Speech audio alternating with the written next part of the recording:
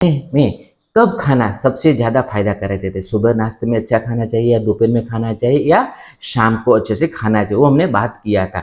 आज हम बात करने वाले हैं कि हमें खाने के अंदर क्या चीज़ हमें लेनी चाहिए और हमें कितनी मात्रा में लेनी चाहिए। तो दोस्तों आजकल अभी बहुत सारे लोगों की ऐसी मान्यता है कि हमें खाने के अंदर हमें जो है, हमें गेहूँ का उपयोग नहीं करना चाहिए, केवल जौ का उपयोग करना चाहिए या केवल हमें सूप सलाद के ऊपर रहना चाहिए, केवल या हमें फ्रूट्स के ऊपर रहना चाहिए या हमें केवल एक ही टाइम खाना चाहे। दोस्तों ऐसी बहुत सारी मान्यता हमारे आसपास हमें देखने को मिल रही है। तब हम रास्ता ढूंढते हैं कि हमें एग्जैक्टली करना क्या है। तो सब उसका रास्ता हमारे आयुर्वेद शास्त्र में अच्छे से बताया गया है कि अगर हेल्दी व्यक्ति है और बीमार व्यक्ति है, दोनों के अंदर बहुत सारा डिफरेंस हमें खाने के अंदर हमें रखना पड़ता है। तो सबसे पहले जो हेल्दी व्यक्ति की मैं आज बात करने वाला हूँ, अगर कोई बीमार व्यक्ति है तो उसको क्या करना है वो मैं आपको लास्ट में बताने वाला हूँ। आप हेल्दी हो तो आपको खाने के अंदर आप रोटी, सब्जी, सलाद, सूप या और छाछ और ग्रीन चटनी, ये 4 से 5 जो चीज़ मैंने बताई वो आपके रूटीन के अंदर होनी चाहिए।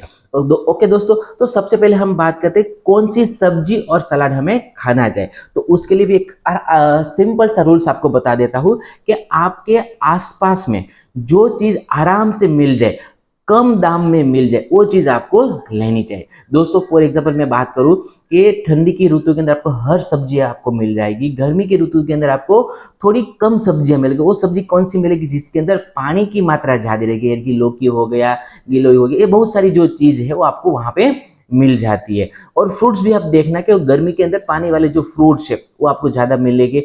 बारिश की जैसे ऋतु आती है तो आपकी हर सब्जी जो है वो महंगी हो जाती है। क्यों महंगी हो जाती है? कि प्रकृति उसको नहीं उगाती। तो सबसे पहले आपको याद रखना है कि ठंडी हो, गर्मी हो, बारिश की ऋतु हो, जो सब्जी आराम से मार्केट में मिले, कम दाम में मिले, वो सब्जी आपको लेनी है। दूसरा नियम आपको याद रखना है कि आपके खाने के अंदर दाल ले या मूंग का पानी ले, ये आपका प्रोटीन जो डाइट है वो आपको प्रोटीन डाइट आपको एड ऑन करते रहना है, क्योंकि आपके मसल के लिए, आपके हड्डी के लिए ये प्रोटीन जो है सबसे महत्वपूर्ण काम करता है। कैल्शियम, प्रोटीन, ये बहुत सारी चीजें हम रूटीन के अंदर हम नहीं लेते, कम मात्रा में लेते हैं। कम मात्रा में इसलिए लेते हैं कि ये सारी चीज हम हमें अवॉइड कर देते, इसलिए हमें हमारा एक प्रोटीन जो डाइट है वो या मूंग पानी लेना है या कोई दाल लेनी है, वो आप ले लीजिए। फिर आता है हमें कौन सा अनाज हमें उपयोग करना चाहिए। दोस्तों हाँ, बहुत एक सीरियस बात हो जाती है कि कभी कभी हम ऐसी मान्यता रखते हैं कि हम गेहूं खाएंगे तो हमारा शरीर जो है एकदम अच्छे से वेट लॉस उसका हो जाएगा, शरीर के लिए सुपाच्य भी हो जाएगा।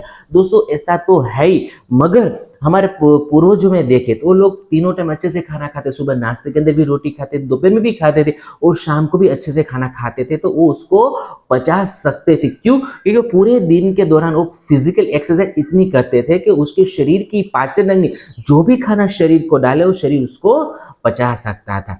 मगर अभी फिलहाल के समय में हम इतना एक फिजिकल एक्सरसाइज नहीं करते, इसलिए जो भी हम खाना खा रहे हैं वो अच्छे से हम नहीं पचा सकते। तो एक नियम याद रखें कि आप जो खाने के अंदर लेते हो उसमें कोई गेहूं की रोटी है या जौ की रोटी, एक रोटी खाओ, उसके सामने 2 छोटी कटोरी जो है वो सब्जी ले, 2 छोटी कटोरी आप सलाद लीजिए, 2 कटोरी आप सूप ले लीजिए, फिर दूसरी रोटी लीजिए, फिर उसके सामने 2 कटोरी सब्जी, 2 कटोरी सलाद और थोड़ा आप सूप लीजिए। तो अपने आप अपनी जो भी गेहूं की रोटी खा रहे हो, जौ की रोटी खा रहे हो, कोई भी किसी भी तरह की रोटी हो क्यों ना हो, और आपका शरीर जो है उसको आराम से पचा सके। अभी हम क्या करते हैं, 3 से 4 रोटी लेते हैं, थोड़ी सी सब्जी लेते हैं।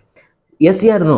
आपका दिमाग में यस या हम सब्जी कम खाते, उसकी मात्रा में हम अनाज जो है, धान्य, वो बहुत ज्यादा खाते, तो उसको आपको वहां पे आपको चेंज करना है अगर आपका फिजिकल इतना वर्कआउट नहीं है तो।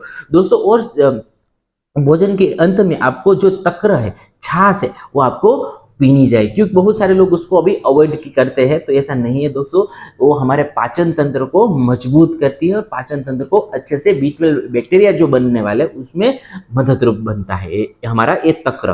तो दोस्तों ये जो मैंने आपको इन्फॉर्मेशन दी वो हेल्दी लोगों की। अगर हमें मन में प्रश्न, अगर हम बीमार हैं, फॉर एग्जाम्पल मुझे डायबिटीज़ है, मुझे थायराइड है, मुझे हृदय की बीमारी है या कुछ भी बीमारी है, तो आपको आसपास के जो वैद्य है उसकी आपको सलाह लेनी चाहिए या हमारा भी आप संपर्क कर सकते हैं। तो आपकी शरीर की प्रकृति हमें देखनी पड़ती है, आपकी प्रकृति कौन सी है, आपकी पाचन अग्नि कौन सी है, आपका शरीर कौन किस किस चीज़ को पचा सके और किस चीज़ को नहीं पचा सकेगा, ये सभी हमें जानना पड़ता है। फिर हम आपको आपका डाइट कैसा होना चाहिए वो हम आपको गाइड करेंगे। तो दोस्तों मैं आशा करता हूँ ये मेरी वीडियो है आपको अच्छी लगी होगी, उसमें से कुछ ना कुछ चीज़ आपको जानने को मिलेगी। और अब नेक्स्ट वीडियो में हम बात करने वाले हैं कि अगर हम शरीर के अंदर एक्यूप्रेशर के बारे में बात करें कि शरीर के अंदर बहुत सारा भी एक्यूप्रेशर का हमें नॉलेज नहीं होता है, हम करते रहते हैं।